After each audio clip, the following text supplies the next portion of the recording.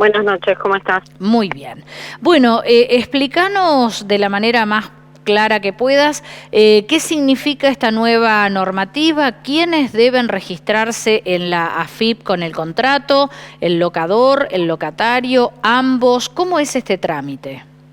Bueno, esto viene de la mano de la modificación del Código Civil, que fue hace poco tiempo relativamente. Recordemos que anteriormente había habido ya una modificación en el 2015 y el año pasado nuevamente se modificó el Código Civil para, por ejemplo, incorporar dentro de lo que está en el marco regulatorio de las relaciones locativas el registro de contratos de alquiler. Esto quiere decir, básicamente el análisis que nosotros hacemos es que es una manera de desalentar justamente los alquileres informales, que como bien vos dijiste, siempre terminan perjudicando al inquilino. Y hay que aclarar que no es solo en la cuestión económica, ¿no? Porque muchas veces cuando hablamos de alquiler creemos que solo se refiere a la parte económica, cuando en realidad los alquileres informales implican, ¿no? La informalidad en todo sentido, ¿no? Esto significa que la gente termina viviendo o resignando calidad de vida para vivir bajo un techo, por ejemplo, aceptando condiciones que no son las que establece el Código Civil, por ejemplo, los contratos que seguimos viendo de un año, o como datos que no son lo que establece el Código, que tiene que ser por contrato escrito, por el plazo mínimo de 3 años en la actualidad.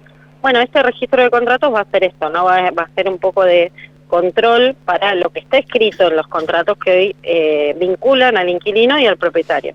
Y desde la cuestión económica, obviamente que ya había una suerte de disposición de AFIP que disponía una categoría de registro de operaciones inmobiliarias, pero como bien vos dijiste también, y como reconoce el mercado inmobiliario también, es una cuestión que tiene que ver por el lado impositivo, que no es lo que nos preocupa a nosotros, porque a los inquilinos me refiero, pero sí, cuando nos perjudica, obviamente que nos preocupa, ¿no? Quiero decir que hoy no se registre un contrato, significa que ese contrato no está cumpliendo con lo que establece el código, que hoy un contrato, por ejemplo, no pase por renta, significa que yo como inquilino no puedo pedir un medidor de luz, por ejemplo, algo básico en el sentido de que, como bien todos sabemos, lo que significa tener un medidor de luz como titular, por ejemplo, por las asistencias que tienen los servicios sociales de CALF, por ejemplo, algo que es necesario cuando necesitamos, ¿no?, de esos servicios. Pero que la mayoría, un gran porcentaje de inquilinos hoy se ve negado a acceder a eso porque está pagando el medidor a nombre de alguien más. Claro. ¿Vos creés de todas maneras que van a disminuir los contratos ilegales? Porque muchas veces el inquilino, para ahorrarse unos pesos, ¿no?, para no pagar comisiones, para no hacer un depósito, acepta otras condiciones que bien lo decís, terminan perjudicándolo, pero que en un primer momento, digamos, los ayuda a ingresar a una vivienda sin desembolsar tanto dinero que a veces no se tiene. Claro, yo entiendo, obviamente, yo como inquilina hace más de 20 años, te puedo decir que eso es una realidad. Muchas veces uno dice, bueno, acepto esto porque tengo que alquilar, no tengo opción. Claro. Es así, sigue pasando eso. Pero eso no significa que los que tienen propiedades en alquiler tengan que hacer lo correcto. ¿Qué es lo correcto? Bueno, tengo 1, 2, 3, 10 propiedades en alquiler, bueno, tendré que registrarme en AFIP, tendré que tributar, tendré que emitir una factura, que es lo que corresponde. Vos hoy, cualquier acto de comercio que querés ejercer, tenés que cumplir con la normativa. Bueno, la relación locativa no tiene por qué escapar a esto. Hoy el inquilino hace un montón de tiempo que podría deducir de ganancias, por ejemplo, en lo que paga alquiler, que no es poco, y no lo puede hacer porque no conozco casi ningún inquilino que reciba factura. Por ejemplo, algo básico. Y bueno, ese sí es un rol del Estado, obviamente, como es el registro de contrato en alquiler, controlar, contener y acompañar algo que hoy es histórico, que es la modificación de una ley de alquileres que se asemeja bastante a lo que las asociaciones y las organizaciones de inquilinos estábamos pretendiendo, ¿no? Bien. Una regulación del precio del alquiler, bueno, cosas que han cambiado por suerte, ¿no?, para bien, y que hoy necesitamos que el Estado acompañe con estos mecanismos de control, ¿no?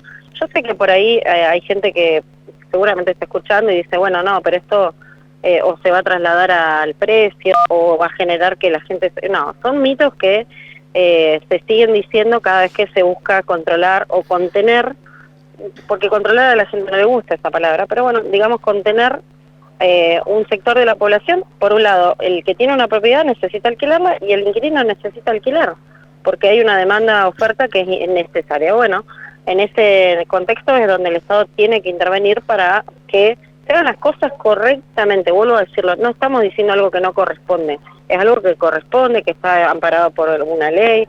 Bueno, hay que manejarse dentro de esos parámetros, no hay una opción de decir no lo hago, no, hay que hacerlo porque es lo correcto. Claro. Bueno, has dado un dato que clarifica un poco la situación. Yo te preguntaba al principio quién debía registrarse en la AFIP. En este caso se registra entonces el propietario, registra sus propiedades para luego alquilarlas como corresponde, factura mediante.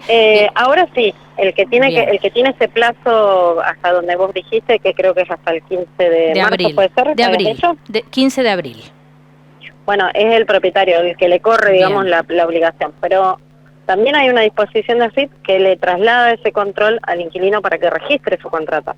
Cuando uno anteriormente tenía la opción de registrar la factura, que muchas veces no nos dan la factura, para deducir de ganancias podía registrar también, cargar en la página de AFIP el contrato. Que es también una forma que el inquilino tenga ese poder también de decir, bueno, no lo querés registrar vos, lo registro yo. Claro. Porque es una contraparte. Si bien hay una parte que está recibiendo un dinero, hay otra parte que está saliendo dinero y lo tiene que registrar. Es lo que corresponde. Entonces, bueno, vamos a ver qué pasa, y vuelvo también a decirlo que todas estas modificaciones que están pasando van a llevar su tiempo, su adaptación, yo eso lo entiendo, pero bueno, es algo de lo que no podemos escapar, o sea que hay que hacerlo, es lo que corresponde, y bueno, así como seguimos viendo contratos que están fuera, contratos de librería que dicen ley 23091, que es una ley que está recontra derogada, bueno, hay que actualizarse, buscar contratos que estén, o a concurrir a un profesional que asesore. Nosotros como asociación, debo decirlo, también recibimos propietarios que vienen a asesorarse para hacer bien las cosas, y es lo que conviene, ¿no? Porque muchas veces también el propietario, por querer hacer las cosas por fuera de la ley, se termina perjudicando porque no es consciente de lo que significa tener un contrato, por ejemplo, mal redactado. Claro. Ahora, Pamela, la mayoría de los contratos que se hacen, sobre todo a través de inmobiliarias, tienen que ser sellados en rentas. ¿Vos crees que habrá cruce de datos entre rentas y la AFIP? Claro, es la idea. Hasta el 2015 en Neuquén solamente el 25% de los contratos de todo Neuquén pasaban por renta, por ejemplo. Y algo que vuelvo a decir, algo tan básico como es ir a pedir un medidor. Si no tenés un contrato sellado, no podés pedir un medidor.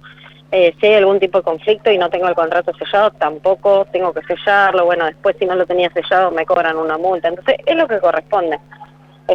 También rentas es una especie de organismo de control y debería sellar los contratos que cumplen con la normativa vigente. Por ejemplo, los contratos que son de locativos, que son de 3 años, que es el mínimo, que no tienen que tener el valor total, sino el valor del primer año, porque recordemos que con la nueva ley se actualizan según el índice que va a publicar el Banco Central mes a mes. Entonces todo eso también debería hacerlo rentas para que selle lo que está correcto y lo que no está dentro de la ley, que no lo selle. Bien. Bueno, vamos a recordar una vez más a los inquilinos, Pamela, que pueden ir a asesorarse a la sede donde ustedes brindan justamente esta ayuda. ¿Nos querés recordar dónde pueden ubicarlos? Nosotros estamos por febrero, hasta que finalice febrero, estamos lunes y miércoles de 9:30 a 1 y martes de 16 a 19 en Santa Cruz 362. Después en el mes de marzo vamos a retomar todos los días de la semana, que es la atención que teníamos habitualmente, y que bueno, estamos ahí para brindar asesoramiento jurídico gratuito, que es lo importante, ¿no? Que el inquilino reciba esa información, digamos, de profesionales, que es lo que vale. Muy bien. Bueno, Pamela, te agradecemos muchísimo. Seguramente con el correr de los días veremos cómo se va desarrollando este tema, si hay resistencia, si los propietarios van a acceder, deben hacerlo, está por ley, claro. Pero bueno, siempre echa la ley, echa la trampa, como dicen algunos. Veremos cómo se resuelve este tema. Te agradecemos. Y recordemos también que todas las personas tenemos la facultad también de denunciar este tipo de situaciones en AFIP, de manera anónima o con nombre y apellido. Eso también es importante, ¿no? Saberlo, cualquier ciudadano lo tendría que saber, pero bueno, hay mucha gente que todavía no lo sabe. Este tipo de situaciones, también estamos trabajando con el municipio de Neuquén para volver a retomar el debate sobre el registro de propiedades en alquiler, que es algo también muy importante porque tiene que ver con la seguridad de las personas. Claro. Vuelvo a repetir, con las condiciones mínimas de habitabilidad. Seguimos recibiendo gente que está viviendo en situación infrahumana, ¿no? Entonces, los municipios también tienen que trabajar eso de cerca y garantizar que por lo menos tienen la seguridad de que están viviendo algo que es habitable, ¿no? Que cumple también con las normativas municipales y demás. Claro. Así que bueno, eso es importante decirlo.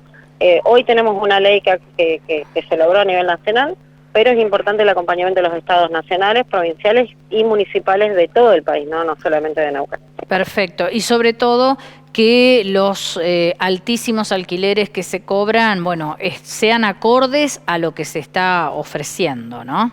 Tal cual, sí, sería lo lógico, ¿no? Pero hoy realmente Neuquén es una de las provincias que más se destaca por ser irracional en esa relación, ¿no? Porque no es racional cobrar lo que hoy se está cobrando por, no sé, un monoambiente, un dormitorio, ni hablar a las afueras de la ciudad, donde realmente se está cobrando precios altísimos por algo que ni siquiera debe estar declarado en el municipio. Así que bueno, claro, es grave a veces la situación, es grave en el sentido de la seguridad, es grave en situaciones que hoy el inquilino está expuesto sin derecho a nada, digo, en el sentido derecho a replicar o a cuestionar, porque enseguida, bueno, te tenés que ir, ¿viste? Claro. Entonces la verdad que ahí es donde se necesita el acompañamiento del Estado para que el inquilino pueda vivir tranquilo, porque acá no se está pidiendo prestado, sino que el inquilino paga el alquiler, y yo entiendo que van a decir, no, hay inquilinos que no pagan. Bueno, vivimos un año, el 2020 fue un año especial, donde mucha gente se quedó sin trabajo, donde se generó una deuda enorme de alquiler. Tenemos un decreto vigente hasta el 31 de marzo donde se estipula el prohibición de desalojo, congelamiento de precios, prórroga de contratos. Eso significa que el inquilino puede quedarse tranquilo donde está, el que pueda seguir pagando, recomendamos que lo haga, porque el decreto no dice que no va a pagar la deuda, sino que dice cómo va a pagar esa deuda. Entonces, bueno, son situaciones especiales que existen en todos los ámbitos y bueno, esto no escapa a la realidad. Así que bueno, veremos qué pasa en los próximos meses.